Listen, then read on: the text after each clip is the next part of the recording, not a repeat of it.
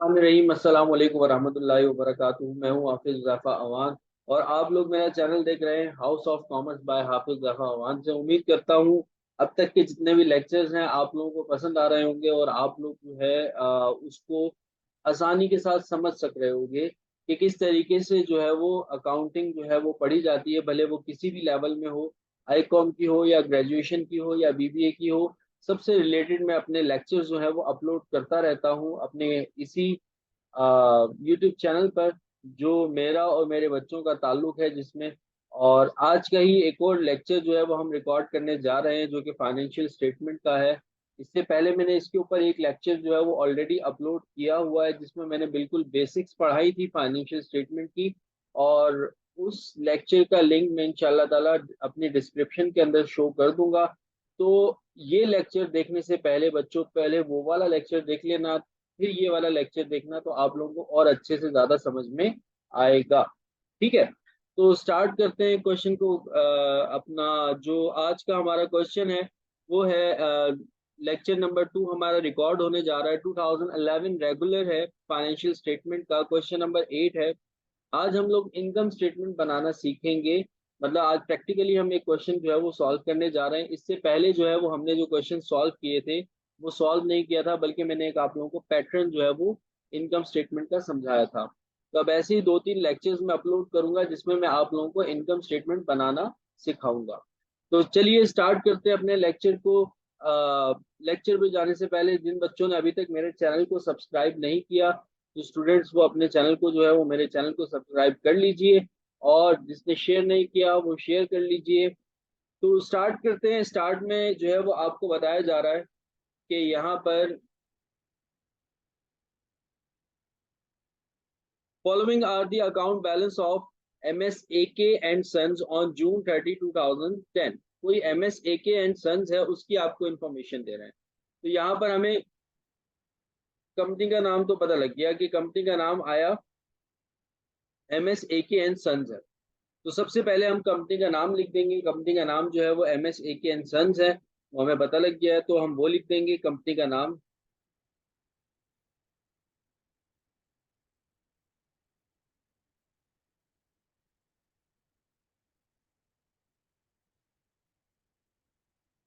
फिर मैं उसके बाद लिखूंगा इनकम स्टेटमेंट।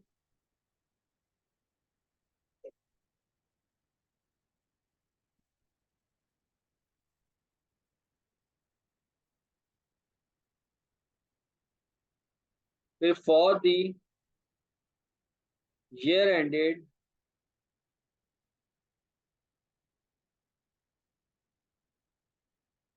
जून 30 2010, जो ईयर एंड होगा वही लिखा जाएगा। तो ये आप लोग एक प्रॉपर हेडिंग दोगे इनकम स्टेटमेंट की। और जैसे कि मैंने आप लोगों को बताया था, रफली 3 कॉलम्स बना लिया करो अपने लेक्चर नंबर 1 के अंदर। तो मैं 3 कॉलम्स बना लेता हूँ ताकि मेरे लिए चीज़ों को लेकर जाना जो है वो आसान हो जाए।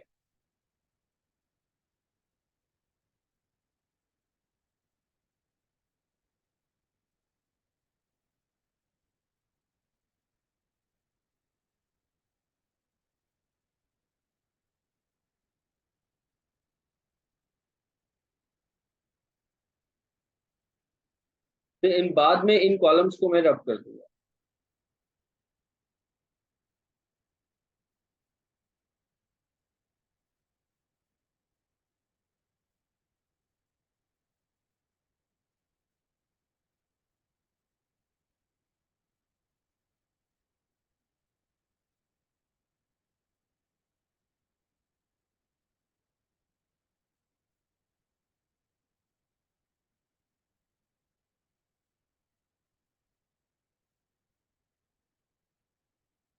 तो ये मैंने 3 कॉलम्स बना लिए।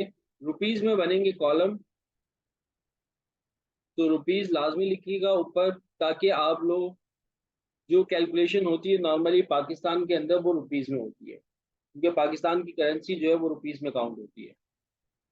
अच्छा, अब इसमें जो है वो आपको क्वेश्चन को मैं रीड करता हूँ। देखिए क्वेश्चन में आपको क्या बताया जा रहा है। कैश इन हैंड आपको बताया जा रहा है 35,000 से, फर्नीचर बताया जा रहा है 1,40,000 से, कैश एट बैंक आपको बताया जा रहा है 45,000 से, कैपिटल आपको बताया जा रहा है 4,28,000 से, एक्यूमुलेटेड डेप्रिसिएशन ऑफ फर्नीचर बताया जा रहा है 23,000 से। मशीनरी आपको बताई जा रही है 2,20,000 से। एक्यूमुलेटेड डेप्रिसिएशन ऑफ मशीनरी आपको 35,000 से बताई जा रही है। अब तक ये जितने भी दे रहे थे आपको एसेट्स अकाउंट दे रहे थे और कॉन्ट्रा एसेट्स अकाउंट दे रहे थे। जितने भी डेप्रिसिएशन अकाउंट थे वो कॉन्ट्रा एसेट्स अकाउंट कहलाते हैं। ये चीजें एमसीक्यूज में आ सकती हैं। और बाकी जितने भी रिमेनिंग अकाउंट्स थे वो कुछ करंट एसेट्स थे और हमारे पास कुछ फिक्स एसेट्स थे। अब जो है इन्होंने आगे आपको परचेज बताई 1,35,000 से, देन फिर सेल्स बताई 2,80,000 से, अकाउंट रिसीवेबल बताया 30,000 से, अकाउंट पेएबल 42,000 से, परचेज रिटर्न एंड अलाउंस आपको बताया जा रहा है 4,000 से, अलाउंस फॉर बैड डेट्स आपको बताया जा रहा है 6,000 से, मर्चेंडाइज इन्वेंट्री बिगनिंग आपको बताई जा रही है 25,000 से, मर्चेंडाइज इन्वेंट्री एंडिंग आपको बताई जा रही है 87,000 से, सैलरीज एक्सपेंसेस आपको बताए जा रहे हैं 45,000 से, रेंट एक्सपेंसेस आपको 33,000 से, एडवर्टाइजिंग एक्सपेंस 22,000 से बताए जा रहे हैं, ट्रैवलिंग एक्सपेंस 32,000 से बताए जा रहे हैं, ऑफिस सप्लाईज एक्सपेंस आपको बताया जा रहा है 12,000 से, यूटिलिटी चार्जेस आपको बताए जा रहे हैं 26,000 से, बैड डेट एक्सपेंस आपको 2,000 से बताए जा रहे हैं, डेप्रिसिएशन एक्सपेंस आपको 10,000 से बताया जा रहा है और सेल्स रिटर्न एंड अलाउंस आपको बताया जा रहा है 6,000 से। तो ये पूरा एक क्वेश्चन था जिसमें अब आपको जो है वो इनकम स्टेटमेंट और इसकी बैलेंस शीट जो है वो बनानी है। तो चलिए चलते हैं हम अपनी इनकम स्टेटमेंट और बैलेंस शीट की तरफ। कि इनकम स्टेटमेंट और बैलेंस शीट किस तरीके से बनेगी। स्टेप नंबर 1 की तरफ बढ़ते हैं। स्टेप नंबर 1 जो है वो आप लोगों को मैंने अपने पिछले लेक्चर में बताया था। स्टेप नंबर 1 क्या होगा, आप लोग कैलकुलेशन करोगे नेट सेल्स। अब नेट सेल्स की कैलकुलेशन कैसे होती है, सेल्स में से sales return and allowance minus होगा और सेल्स डिस्काउंट जो है वो क्या होगा, माइनस होगा। ये दो चीजें हम माइनस करते हैं, सेल्स रिटर्न एंड अलाउंस और सेल डिस्काउंट। तो अब चलते हैं हम क्वेश्चन की तरफ कि हमें सेल्स में सेल्स दी हुई है, बिल्कुल सेल्स दी हुई है। अभी मैंने रीड की थी, सेल्स जो हमें दी हुई थी इन्होंने 2,80,000 दी हुई थी। फिर देखते हैं कि कहीं पे सेल्स डिस्काउंट हमें दिया हुआ है कि नहीं दिया हुआ। सेल्स रिटर्न एंड अलाउंस तो दिया हुआ है 6,000 से। सेल डिस्काउंट भी देख लेते हैं कि कहीं पे हमें सेल डिस्काउंट दिया हुआ है कि नहीं दिया हुआ। मेरे ख्याल में और कहीं क्वेश्चन के अंदर सेल डिस्काउंट नहीं दिया हुआ।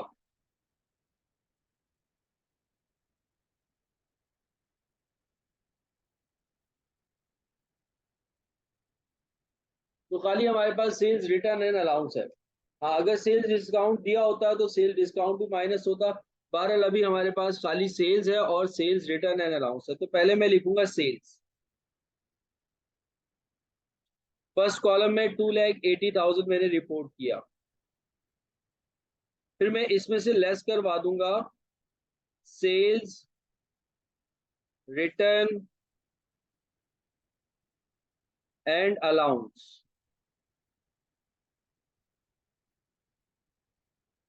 अब सेल्स रिटर्न अलाउंस जो है वो हमें इन्होंने 6,000 से दिया हुआ है, तो ये हम माइनस कर देंगे। तब जाकर के हमारे पास आ जाएगी नेट सेल्स। हाँ, अगर सेल्स डिस्काउंट होता तो मैं सेल्स डिस्काउंट को भी क्या करता, माइनस करता। तो 2,80,000 में से आप लोग माइनस करोगे 6,000, 2,74,000 आ गया। तो इसको हम थर्ड कॉलम में अपने रिपोर्ट कर देंगे 2,74,000। तो पहला स्टेप तो हमने कर लिया, हम लोगों ने नेट सेल निकाल ली। अब हम बढ़ेंगे अपने सेकंड स्टेप की तरफ। वो सेकंड स्टेप क्या है कि अब हमें जो है वो कॉस्ट ऑफ गुड्स सोल्ड निकालना है। तो अब मैं हेडिंग दे रहा हूं कॉस्ट ऑफ गुड्स सोल्ड की।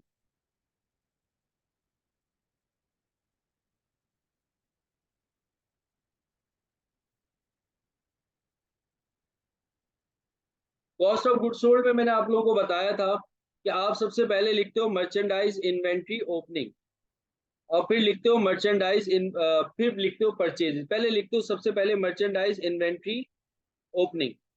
तो अब जरा देखो कि मर्चेंडाइज इन्वेंट्री आपको ओपनिंग कितनी दी हुई है क्वेश्चन में। ये दी हुई है मर्चेंडाइज इन्वेंट्री बिगनिंग, बिगनिंग बोले तो ओपनिंग 25,000 से, और आगे ही मर्चेंडाइज इन्वेंट्री एंडिंग भी दी हुई है आपको कितने से, 87,000 से। 12 लैंडिंग का तो आगे चल के काम आएगा, अभी हमारे लिए क्या है इंपॉर्टेंट, मर्चेंडाइज इन्वेंट्री ओपनिंग।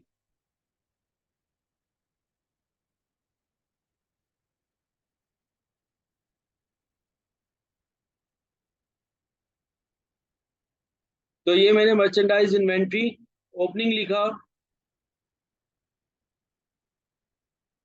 25,000 से। ओपनिंग लिखकर सेकंड कॉलम में अब मैं इसको छोड़ दूंगा, अब मैं निकालने लग जाऊंगा नेट परचेज। नेट परचेज कैसे आती है? परचेज में से purchase return and allowance minus होता है, परचेज डिस्काउंट माइनस होता है, और ट्रांसपोर्टेशन जो है वो ऐड हो जाता है। तो अब हम जरा देखते हैं कि हमें purchase, purchase return and allowance, transportation या कैरेज वगैरह, मैंने आप लोगों को लेक्चर नंबर 1 में बताया हुआ है ये सारी चीजें डिटेल में। तो अगर किसी बच्चे ने नहीं देखा तो डिस्क्रिप्शन पे उसका लिंक मैं शेयर कर दूंगा, लेक्चर नंबर 1 लाजमी देखना। तो देखते हैं कि परचेज हमें दिया हुआ है। बिल्कुल बिल्कुल बिल्कुल परचेज हमें दिया हुआ है 1,35,000 से। और इसके अलावा परचेज रिटर्न एंड अलाउंस भी दिया हुआ है हमें 4,000 से।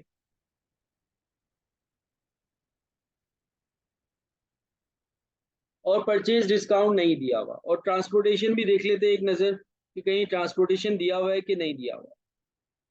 ट्रैवलिंग एक्सपेंस दिया हुआ है, ट्रांसपोर्टेशन नहीं दिया हुआ। अच्छा, ट्रैवलिंग एक्सपेंस को ट्रांसपोर्टेशन मत समझ लीजिएगा। ट्रैवलिंग एक्सपेंस एक अलग चीज होती है, ट्रांसपोर्टेशन एक अलग चीज होती है। ट्रांसपोर्टेशन होती है जब कोई चीज आप परचेज कर रहे होते हो तो उस पर ट्रांसपोर्टेशन लगता है, क्योंकि वो चीज आपके पास उड़ के तो नहीं आती ना, आपको कुछ ना कुछ ट्रांसपोर्टेशन पे करना पड़ता है। ठीक है। और ट्रैवलिंग वो होता है जब आप ट्रैवल कर रहे होते हैं, एक जगह से दूसरी जगह जा रहे होते हैं, तो वो ट्रैवलिंग एक्सपेंस है, वो एक अलग चीज है। तो उसको ट्रांसपोर्टेशन में मत काउंट कीजिएगा। तो अब हम लिखते हैं सबसे पहले परचेज। ट्रांसपोर्टेशन वगैरह नहीं दिया हुआ हमें क्वेश्चन में। देखना है, आपने सारी नजरें रखनी है, ये चीजें आपके माइंड में होनी चाहिए, बिल्कुल रटी भी होनी चाहिए। ये इसके बाद क्या आएगा, इसके बाद क्या आएगा, और इसके बाद क्या आएगा। तो बहरहाल सबसे पहले मैं लिखूंगा परचेज।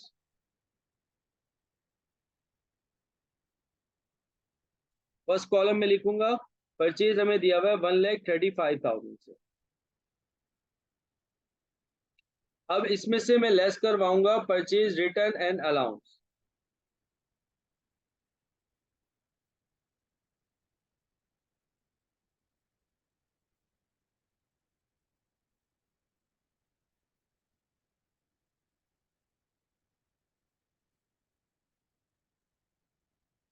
अब परचेज रिटर्न एंड अलाउंस जो है वो हमें इन्होंने 4,000 से दिया था।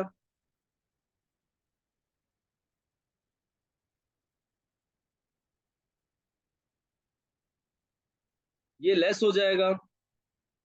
ट्रांसपोर्टेशन इसने हमें नहीं दिया, ना ही परचेज डिस्काउंट दिया। जो चीज नहीं दी जा रही होगी उसको आप इग्नोर कर दो। तो अब बस यही माइनस कर दूंगा, तो हमारे पास आ जाएगी नेट परचेज।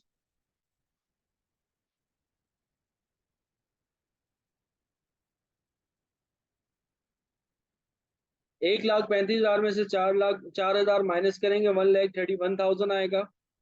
और इस नेट परचेज को आप लोगों ने क्या करना है, ऐड करना है। किसमें ऐड करना है? ओपनिंग इन्वेंट्री के अंदर, जो आप लोगों ने ऊपर छोड़ी थी।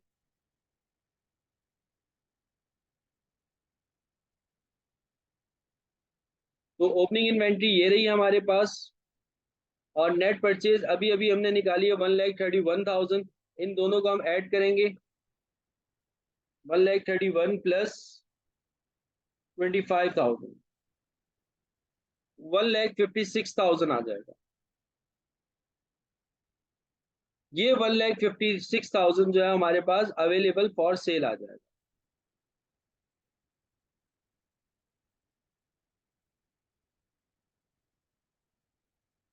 फिर इस अवेलेबल फॉर सेल में से आप एंडिंग इन्वेंट्री को माइनस करोगे। जो एंडिंग इन्वेंट्री जो थी आपके पास, एंडिंग इन्वेंट्री थी 87,000 से।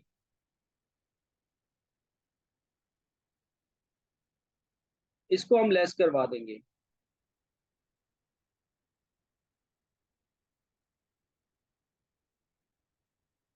मर्चेंडाइज इन्वेंट्री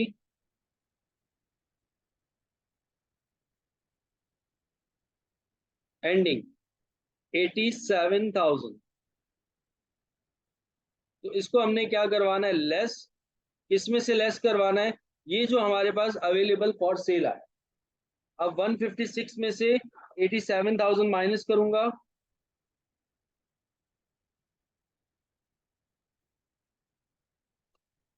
तो 69,000 आ जाएगा हमारे पास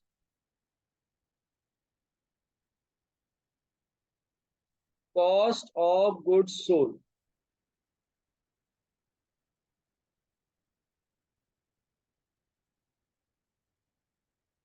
तो कॉस्ट ऑफ गुड्स सोल्ड इस तरीके से निकाली जाती है। हमारा सेकंड स्टेप होता है कि सबसे पहले आप मर्चेंडाइज इन्वेंट्री ओपनिंग लिखते हो, जो मैंने लिखी यहाँ पर।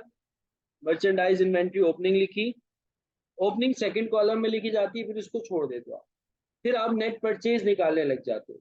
अब नेट परचेज कैसे आती है, पहले हम लिखते हैं परचेज, उस परचेज में से हम माइनस करते हैं परचेज रिटर्न एंड अलाउंस और परचेज डिस्काउंट। अब परचेज रिटर्न एंड अलाउंस हमें क्वेश्चन के अंदर गिवन था, ठीक है। परचेज डिस्काउंट नहीं दिया हुआ था तो हमने उसको इग्नोर कर दिया। इसके अलावा ट्रांसपोर्टेशन ऐड किया जाता है और ट्रांसपोर्टेशन भी हमें क्वेश्चन के अंदर नहीं दिया हुआ था, तो उसको भी हमने इग्नोर किया। बस purchase return and allowance minus हो गया 1,35,000 में से, तब जाकर के हमारे पास आ गई अवेलेबल फॉर सेल।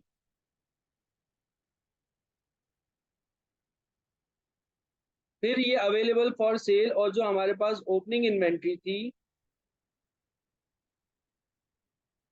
इनको हमने क्या कर लिया, प्लस कर लिया। तो हमारे पास आ गई अवेलेबल फॉर सेल, सॉरी, और नेट परचेज और ओपनिंग इन्वेंट्री को प्लस किया।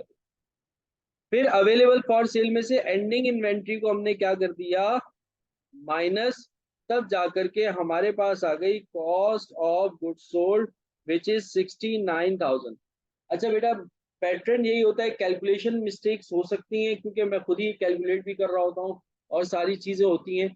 और जो है डायरेक्टली जो है कोई मे भी ऐसा भी हो सकता है कि कोई अमाउंट मुझसे रह जाए, तो आप लोग अपने पास भी देखते रहना।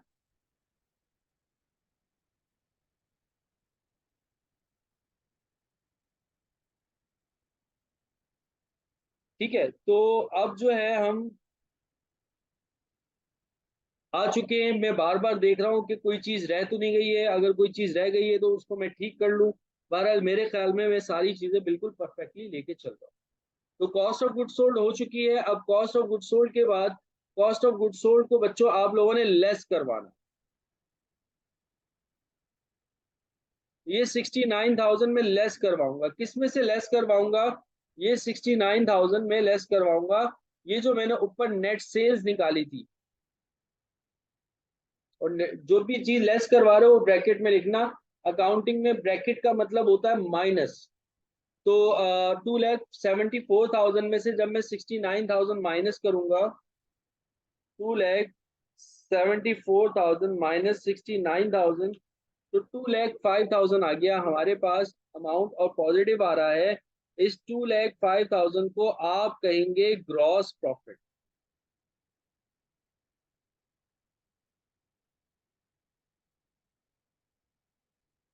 ठीक है। हाँ, अगर माइनस में आ रहा होता तो फिर इस अमाउंट को मैं कहता ग्रॉस लॉस। तो अभी 12 प्लस में आ रहा है तो मैंने ग्रॉस प्रॉफिट कह दिया। अच्छा, अब चलते हैं हम अपने नेक्स्ट स्टेप की तरफ, विच इज ऑपरेटिंग एक्सपेंसेस। तो अब मैं हेडिंग दूंगा ऑपरेटिंग एक्सपेंसेस की।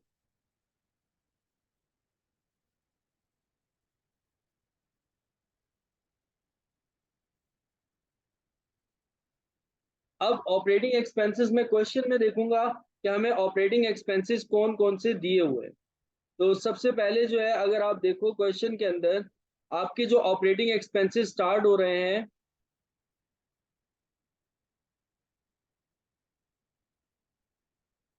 सैलरी एक्सपेंस 45,000 से, रेंट एक्सपेंस 33,000 से, एडवर्टाइजिंग एक्सपेंस 22,000 से, ट्रैवलिंग एक्सपेंस 32,000 से, ऑफिस सप्लाईज एक्सपेंस आपको दिया जा रहा है 12,000 से, यूटिलिटी चार्जेस चार्जेस किसी भी तरह के हो वो भी आपके लिए एक्सपेंस होता है 26,000 से, बैड डेट एक्सपेंस आपको दिया जा रहा है 2,000 से, डेप्रिसिएशन एक्सपेंस आपको दिया जा रहा है 10,000 से। ठीक है।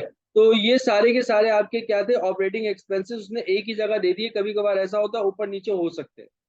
तो ऊपर और मेरे ख्याल में और कोई ऊपर ऑपरेटिंग एक्सपेंसेस में कोई चीज नहीं थी। Allowance for depreciation, bad debts वगैरह दिया जा रहा था। ऑपरेटिंग एक्सपेंसेस आपको इन्होंने एक साथ ही नीचे दे दिए। तो अब हम ये सारे के सारे ऑपरेटिंग एक्सपेंसेस देखेंगे कि ऑपरेटिंग एक्सपेंसेस हमारे पास कौन कौन से हैं। अब हम उनको लिखेंगे अपने फर्स्ट कॉलम में। फर्स्ट कॉलम में भी चाहो फर्स्ट कॉलम में भी लिख सकते हो, चाहो तो सेकंड कॉलम में भी लिख सकते हो। अब मैं लिख रहा हूँ ऑपरेटिंग एक्सपेंसेस। सैलरी एक्सपेंस 45,000 से।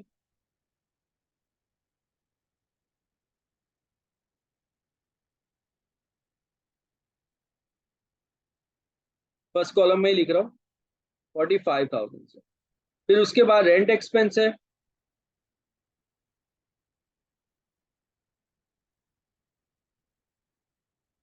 और रेंट एक्सपेंस जो है वो हमें 33,000 से दिया जा रहा है। फिर उसके बाद जो है एडवर्टाइजिंग एक्सपेंस है।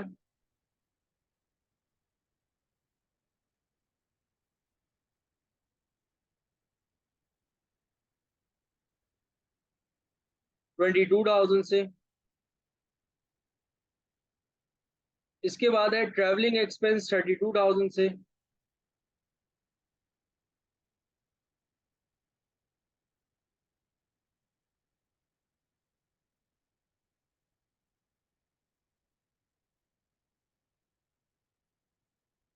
फिर उसके बाद है ऑफिस सप्लाईज एक्सपेंस 12,000 से। जितने भी एक्सपेंसेस होंगे वो आपके ऑपरेटिंग एक्सपेंस में काउंट होंगे। Office supplies expense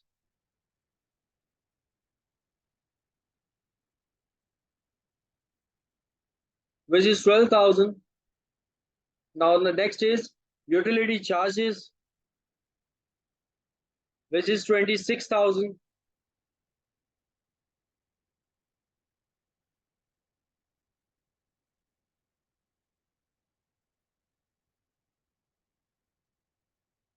The next one is bad debt expense, which is also included in operating expenses.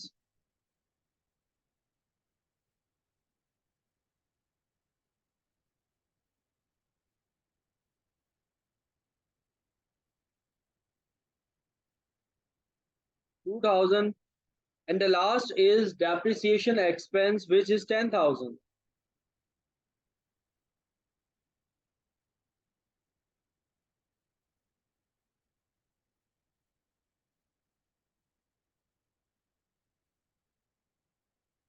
तो ये अब हम अपने सारे के सारे ऑपरेटिंग एक्सपेंसेस जो हैं वो लेकर जा चुके हैं। जितने भी हमारे सारे के सारे salary expense, rent expense, advertising expense, travelling expense, office supplies expense, utility charges, bad debt expense and depreciation expense, तो ये सारे के सारे हम ऑपरेटिंग एक्सपेंसेस को लेकर जा चुके हैं। अब हम इन सारे के सारे एक्सपेंसेस का कर लेंगे टोटल कि हमारे पास टोटल कितना आ रहा है। और फिर हम उसको लिखेंगे थर्ड कॉलम में और फिर हम उसको लेस करवाएंगे। तो मैंने लेस करवाना है बेसिकली ऑपरेटिंग एक्सपेंसेस को।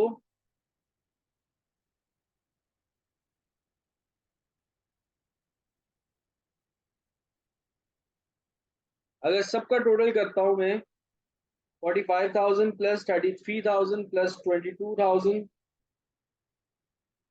Plus 32,000 plus 12,000 plus 26,000 plus 2,000, then last is 10,000. The amount is 1,82,000.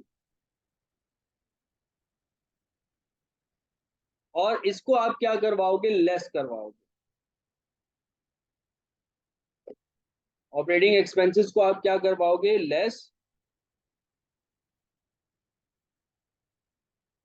तो किस में से लेस करवाओगे, जो ऊपर आपकी अमाउंट होगी। जो ऊपर आपकी अमाउंट थी वो ग्रॉस प्रॉफिट की अमाउंट थी 2,05,000 से। तो आप 2,05,000 में 1,82,000 माइनस करोगे।